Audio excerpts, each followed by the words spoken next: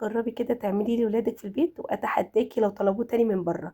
الوافل بتاعنا النهارده عجينه مميزه حلوه جدا جدا، طعمها اكتر من رائع، ريحتها بجد هتقلب البيت لما تعمليها. ولادك هيتجننوا من ريحتها، فما بالك بقى لما يدوقوا طعمها. هقولك كمان على صوص حلو جدا وسهل جدا جدا تعمليه كمان للوافل وينفع معاكي لاي حلويات تانية. تابعي بس معايا الفيديو ده وانا هقولك على احلى واجمل طريقه لعجينه الوافل، وهقولك ازاي تسويه لو عندك المكنه بتاعه الوافل او كمان بدون المكنه. بس يا ريت ما ننسيش تعملي لايك للفيديو، لان اللايك بيدعم الفيديو جدا، بيرفعه يا جماعه وبيخليه يوصل لاكبر عدد من الجمهور. ولو اول مره بتشوفيني انا اسمي سعاد، ولو ما اشتركتيش في قناتي يا ريت تشرفيني وتنوريني باشتراكك. وقبل ما نبدا يا ريت نسمي بالله ونصلي على الرسول، اللهم صل وسلم وبارك عليك حبيبي يا رسول الله. ونبتدي بقى نشوف الوصفه بتاعتنا.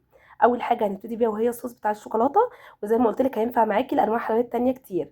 عندي كوبايه الا ربع من الحليب، معلقتين كبار هرمين من الكريم شانتيه، 3 معالق كبار من الزيت النباتي، يفضل يكون زيت ذره لانه ملوش ولا طعم ولا ريحه، يعني مش هيغير لي طعم الصوص خالص. هنقلبهم كده مع بعض كويس لغايه ما التكتلات بتاعه الكريم شانتيه تدوب تماما، وهنرفعه على النار لغايه ما يوصل لمرحله الغليان. انا عايزاه يغلي معايا كويس. دلوقتي كده يا جماعه هو غلي معايا، رفعته من على النار. عندي 200 جرام من الشوكولاته الخام اللي بالحليب، جبتها كده وقطعتها قطع صغيره عشان اول ما تنزل على طول في الحليب تدوب من درجه الحراره بتاعته بسرعه جدا. هنقلب بقى على طول لغايه ما نتاكد ان كل الشوكولاته دابت معايا. شايفين؟ هنركن بقى الصوص على جنب لان محتاجينه يبرد، واول ما يبرد يا جماعه هتلاقي القوام بتاعه تقل، مش هيفضل بالقوام ده خالص. دلوقتي بقى هنبدا ان احنا نعمل في العجينه بتاعه الوافل، وهنحتاج طبعا لبوله كده فاضيه هنحط فيها كوبايه من الحليب بدرجة حرارة المطبخ، وأربع معالق كبار من السكر، وهننزل عليهم ببيضتين بدرجة حرارة المطبخ. طبعا طالما في بيض يبقى أكيد في فانيليا. هنحط كده حوالي نص معلقة كده صغيرة من الفانيليا، ونص كوباية من الزيت، برضو زيت نباتي ما يكونش ليه طعم ولا ريحة.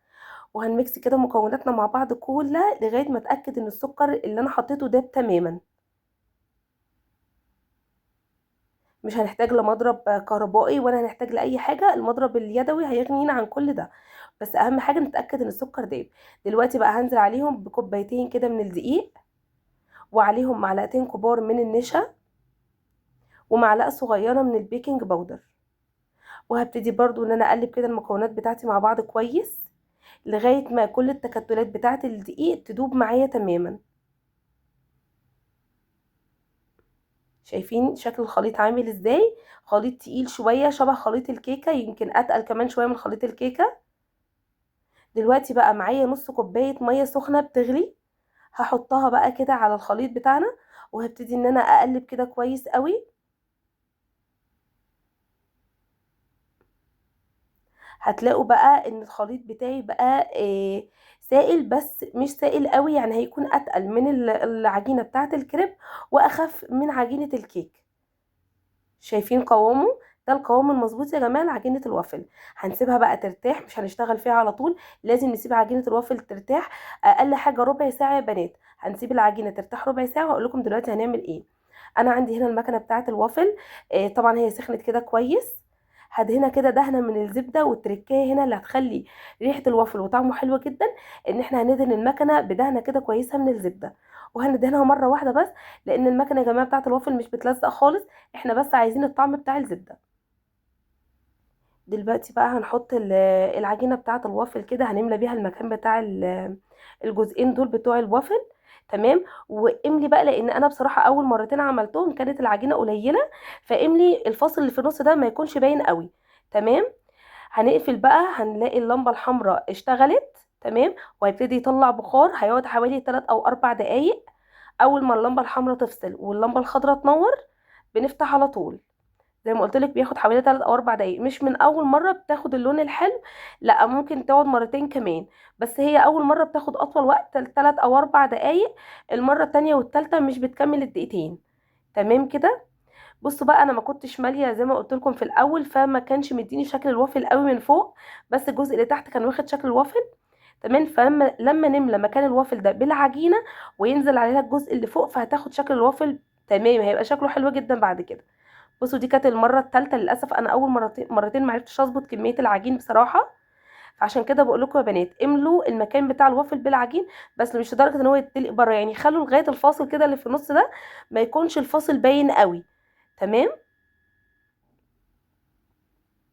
وزي ما قلت لكم مش من اول مره هيديكي اللون الحلو بتاع الوافل، هتحتاجي ان انت تسيبيهم مرتين كمان او مره، ده يعني حسب ما انت عايزه.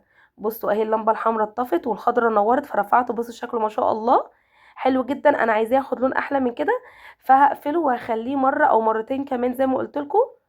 بمجرد ما اللمبه الحمراء تطفي تاني والخضراء تنور بتفتحيه مره تانية. بصوا ما شاء الله لونه حلو جدا جدا. عايزه اقول لكم ان ريحته بجد كانت خطيره بجد، جربوا بس العجينه دي حلوه جدا وطريقه فعلا مثاليه للوافل.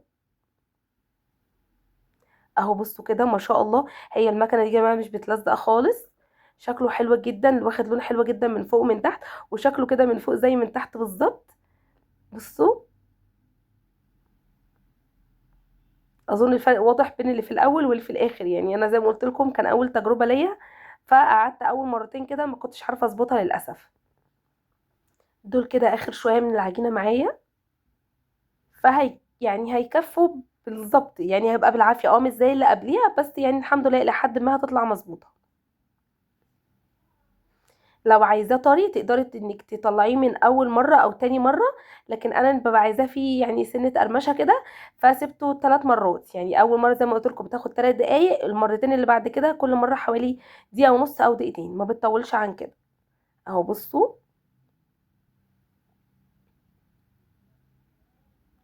بصوا بقى لونه ما شاء الله حلو جدا جدا. هفتح لكم بقى دلوقتي، هقطع لكم كده واحده من النص عشان نشوف شكلها من جوه عامل ازاي. بصوا ما شاء الله، ولا معجنه ولا اي حاجه، وبجد مظبوطه جدا جدا.